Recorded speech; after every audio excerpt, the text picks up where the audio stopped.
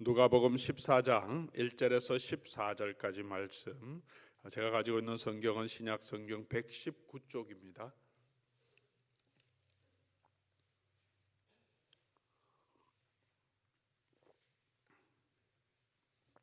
누가복음 14장 1절에서 14절까지 우리 한 절씩 교독해서 하나님 말씀 받들어 읽겠습니다. 안식일에 예수께서 한 바리새인 지도자의 집에 떡 잡수시러 들어가시니 그들이 엿보고 있더라. 예수께서 대답하여 율법 교사들과 바리새인들에게 이르시되 안식일에 병 고쳐 주는 것이 합당하냐 아니하냐.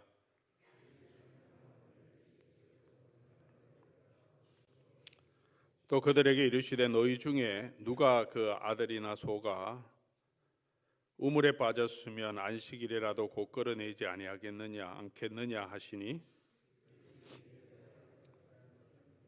청함을 받은 사람들이 높은 자리 택함을 보시고 그들에게 비유로 말씀하여 이르시되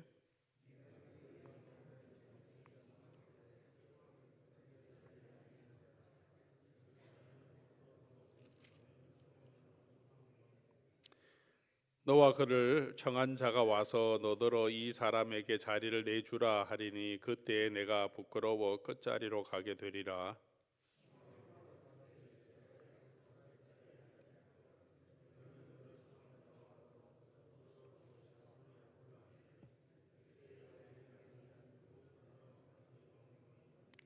무릇 자기를 높이는 자는 낮아지고 자기를 낮추는 자는 높아지리라.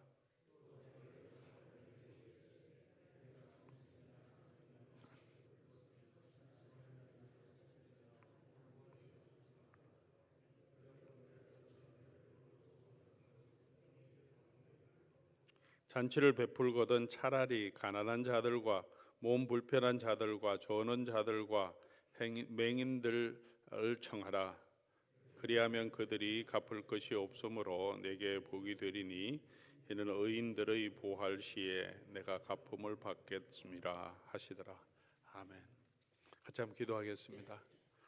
우리 좋으신 하나님 아버지, 또 오늘 하나님의 은혜를 사모하며 하나님 앞으로 이 아침 시간 우리들이 나와왔습니다.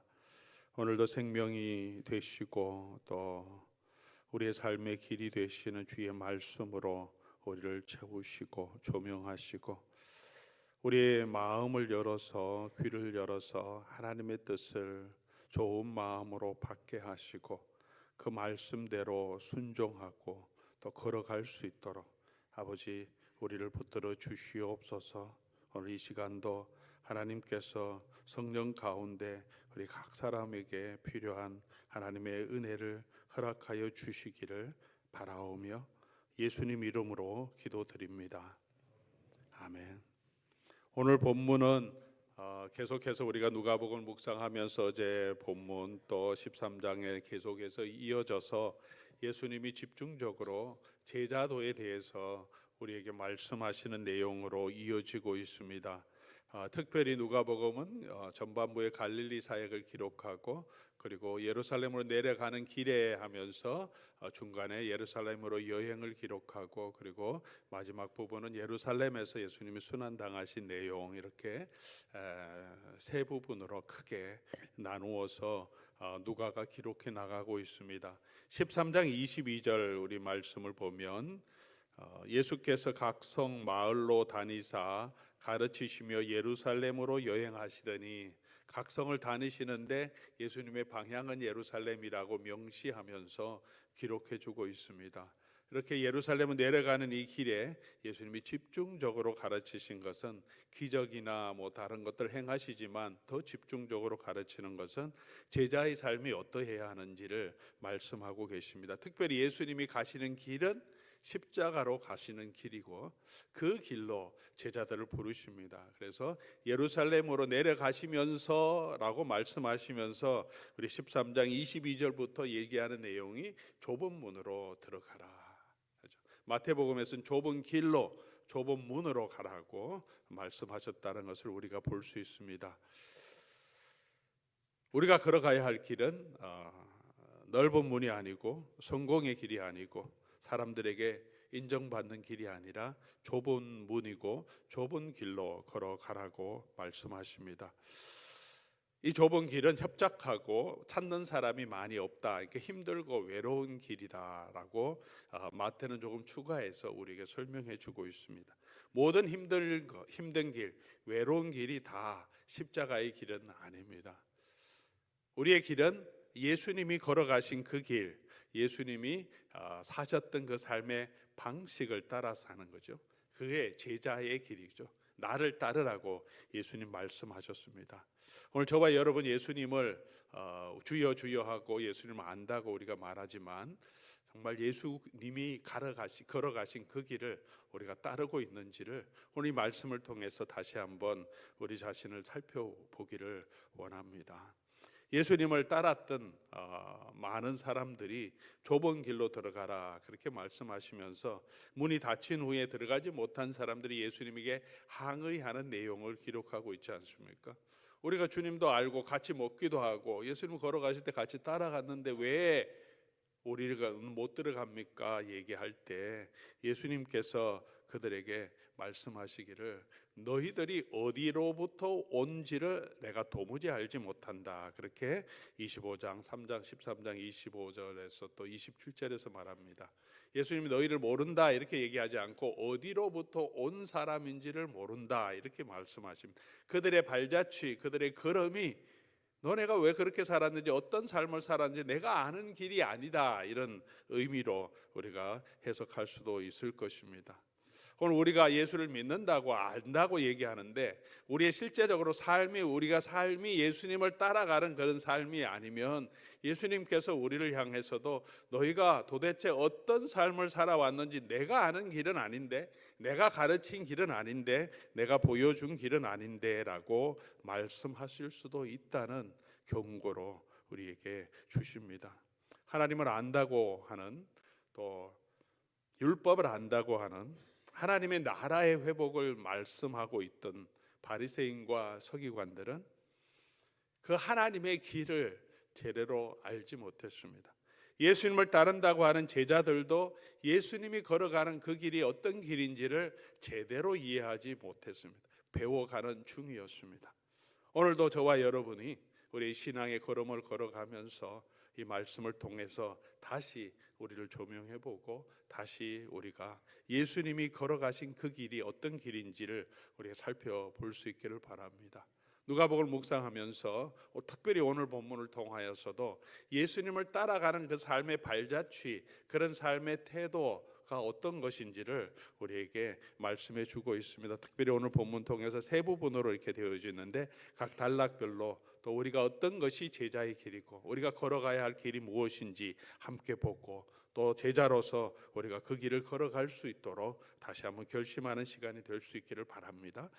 우리 14장 1절에서 6절까지 말씀을 또 종합해서 보면 자기 의에 빠지지 말고 우리 하나님의 마음을 가지고 그 사랑을 베풀라고 예수님이 말씀하십니다.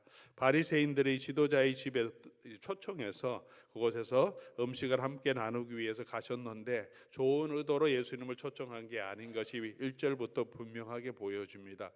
엿본다 그렇죠? 엿본다. 예수님 무슨 일을 하실지. 수종병 든 사람이 또 있는데 여러 번 있었던 일이죠. 근데 그 사람을 고치냐 안 고치는가 예수님이 살펴보시고 예수님을 엿보고 있습니다. 이들이 중요하게 생각하는 것은 하나님의 나라를 중요하게 생각한다고 하면서 더 중요하게 생각하는 것은 그들이 세워놨던 안식일을 지키는 원칙이죠. 방법이고 신앙적인 전통입니다.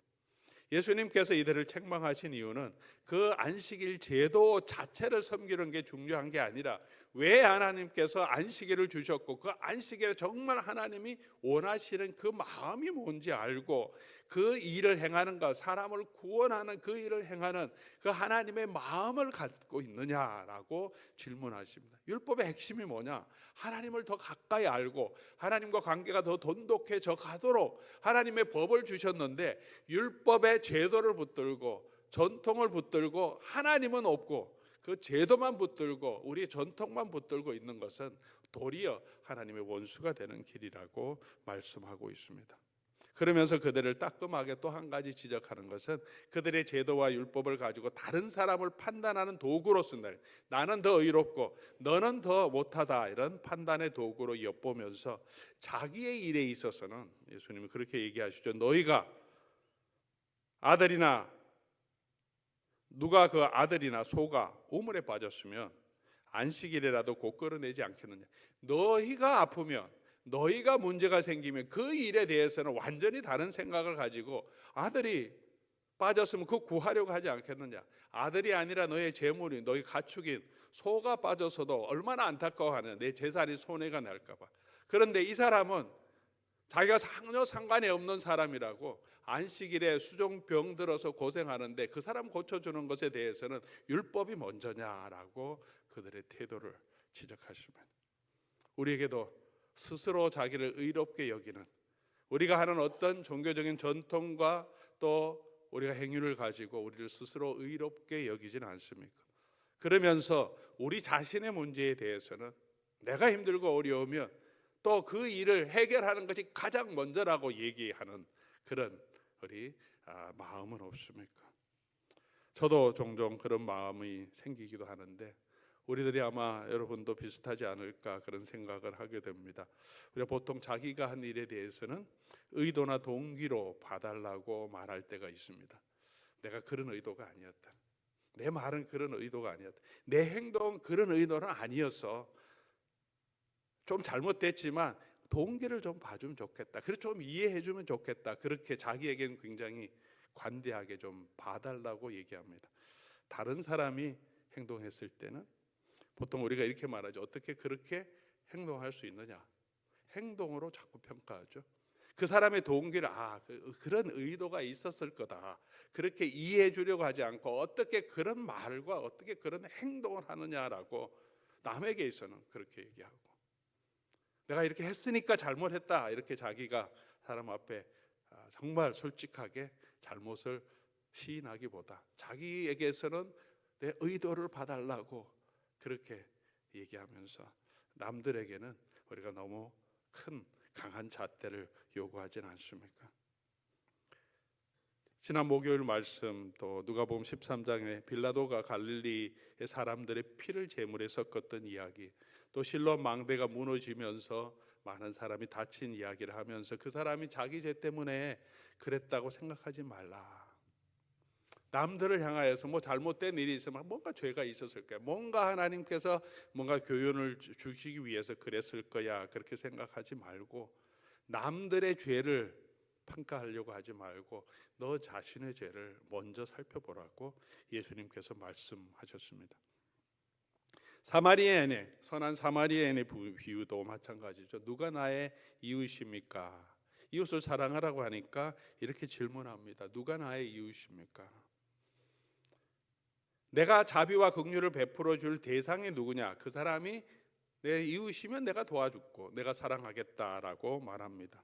예수님께서 이런 태도로 질문하는 사람들의 그 질문을 완전히 반전을 통해서 그들에게 새로운 교훈을 주시죠. 이 위치를 바꿔놓고 생각해봐라. 네가 누구를 도와주려고 할 때 누구를 도와줄까 네가 선택하는 것이 아니라 네가 강도 만난 사람이면 너에게 누가 이웃이 될 건지 한번 생각해봐라. 유대인이나 레위인이나 제사장이나 지금은 거룩하게 보이지만 너가 강도 만난 사람이 되면 누가 너에게 참 이웃이 될 거냐? 누구든지 나를 찾아와서 도와주는 사람은 그 사람이 얼마나 감사하고 고맙겠습니까? 지나가는 제사장은 저런 나쁜 이렇게 생각이 들고, 나를 도와주는 그 사람은 사마리아인이든 누구든지 이방이든지 찾아와서 도와주는 그 사람이 얼마나 감사한 마음이 있으니까 그 사람이 너무나 친구와 형제같이 나의 구원자같이 생각되지 않겠느냐. 너희가 이웃을 누구라고 생각하기 전에 내가 그런 입장에 있으면 그 상관없지 않느냐. 그 사람의 마음을 이해하고 그 사람이 어려운 사람을 도와주는 사람, 그래서 너희가 이웃이 되어주라라고 예수님께서 말씀하시는 거죠.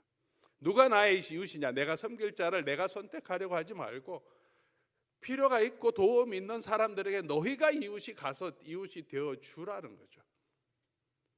사랑하는 우리 교우 여러분, 오늘 본문의 내용도 예수님께서 그런 고통과 어려움 가운데 있는 사람들의 아픔을 공감하고 그 사람의 마음을 헤아리는 것, 그게 하나님의 마음이고 그게 예수님이 기뻐하시는 예수님의 제자의 마음이라고 우리에게 도전해 주고 있습니다. 오늘 우리 마음은 그런 예수님의 마음을 갖도록, 우리의 생각이 자꾸 자기 중심적으로 가련한 것은 죄를 가지고 있는, 육신을 가지고 있는 우리 인간의 본성인데, 그 본성을 따라가지 않고 우리 속에 새로운 영을 주신 그 영을 따라서, 예수님의 마음을 따라서 계속해서 우리의 마음이 정말 더 섬기는 마음으로 걸어갈 수 있도록, 성령을 의지하면서 그리스도의 마음으로 그리스도의 그 자세를 가질 수 있도록 그 예수님을 바라보고 오늘도 우리가 걸어갈 수 있는, 이 길을 걸어가는 사람이 예수님께서 칭찬하시고 예수님께서 높이시는 사람이심을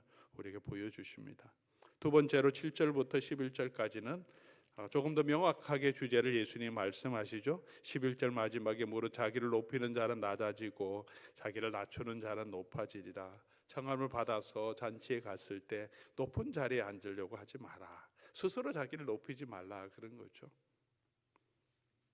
제자들도 누가 크냐라는 다툼을 계속하고 있었습니다. 바리새인들만의 자세는 아니었습니다. 오늘 저희들도 누가 크냐라고 하는 다툼은 우리 마음 가운데도 언제나 있을 겁니다. 부부관계 가운데도 누가 더 주도권을 잡느냐, 형제들 가운데서도 그렇고 교회 안에서도 그렇고 세상에서도 우리는 그런 세상에 살고 있습니다. 더 높은 위치에 더 큰 영향력을 행사하려고 할 때가 많습니다. 목회자들도 그런 마음, 그런 잘못된 생각들을 많이 빠지기도 합니다.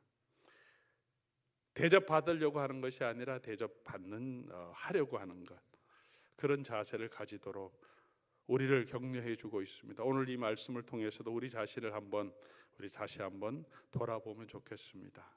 내가 누군데라고 하는 그런 마음이 아니라, 스스로 높이는 자가 아니라, 예수님이 가르치는 것은 우리가 섬기는 사람으로, 우리가 종으로서라고 말씀하십니다. 지금 우리가 또 경건의 훈련을 계속하면서 섬김의 훈련을 함께 또 해나갔는데, 섬김 훈련하면서 아주 중요한 말씀을 우리가 같이 기억하고 또 같이 또 훈련해 가자고 우리 권면하고 있는데, 섬긴다는 것은 내가 선택하는 게 아니다. 그렇죠? 이 사람 내가 섬길만 하니까 내가 선택하는 게, 성경이 말하는 섬김은 그런 섬김이 아니다. 성경이 말하는 것은 우리가 섬기는 위치에 서는 게 아니라 우리는 종이라고 말한다. 무익한 종이다. 종은 선택권이 없죠. 주인이 좋은 주인이면 잘 섬기고, 악한 주인이면 그냥 밭에서 일하고 돌아왔는데 또 밥하라고 하고 그 일에 아무 말 없이 계속 시킨다고 해서 이런 주인은 내가 못 섬기겠습니다, 그렇게 말하는 게 아니고, 섬기면 종이기 때문에 어떻게, 나는 무익한 종인데 그게 내 할 일이니까 그냥 당연히 내가 할 일을 한 것뿐입니다, 하라, 이렇게 말씀하신 것처럼 하나님께서 우리에게 말씀해 주신 것은 그냥 우리는 종이기 때문에 이 사람은 섬길만 하니까 그냥 섬기는 것이 아니라 그냥 그것이 내가 해야 할 일이기 때문에 하라는 거죠. 요즘 세상에서도 섬김의 리더십을 이야기하죠. 교회에서도 내가 리더기 때문에, 내가 포도원직이니까, 내가 목사니까 섬기는, 그게 아니라, 그래서 내가 더 리더로 모습을 보여주겠다는 게 아니라, 예수님 말씀을 우리 사기에 전육하면 너는 그냥 섬기는 게 네 삶이야, 너의 부르심이야, 그게 내가 해야 될 사명이야 라고 말씀하시는 거예요. 내가 지도자가 되니까 섬기는 게 아니고 그냥 나는 섬기는 사람으로 세워주시고, 그 일 하라고 세워주신 건데 뭐 더 지도자가 되기 위해서 섬기려고 하냐, 이런 말씀인 거죠.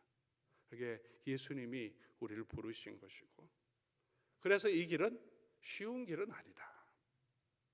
그러나 이 길이 주님께서 우리를 부르신 길이고, 그런 길을 가도록 우리를 요청하십니다.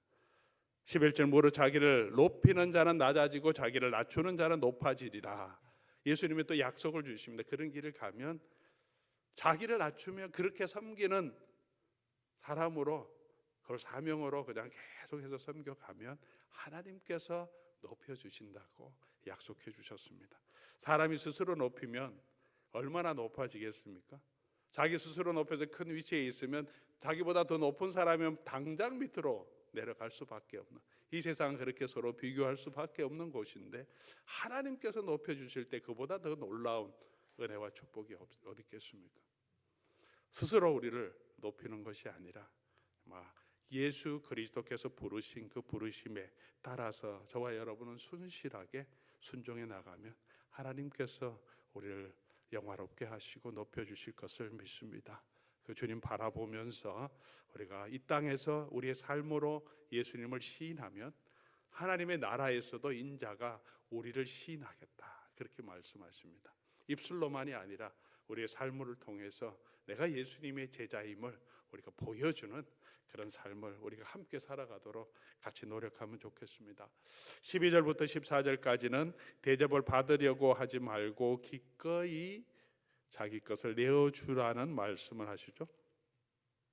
식사 초청할 때 초청할 만한 사람 초청하지 말고, 내가 초청했으니까 그 사람이 나도 다시 자기 잔치에 초청 다시 하겠지, 그러니까 내가 준 것만큼 받으려는 기대 가지고 하지 말고, 초청한 사람들이 자기 지위와 신분을 드러내는 대상으로 초청하지 말고, 오히려 그렇게 하지 못할 사람들, 가난한 자들, 몸 불편한 자들, 저는 자들, 맹인들을 청하라. 그리하면 갚을 것이 없으므로 하나님의 의인의 부활의 날에 그것이 우리의 영광이 될 거다.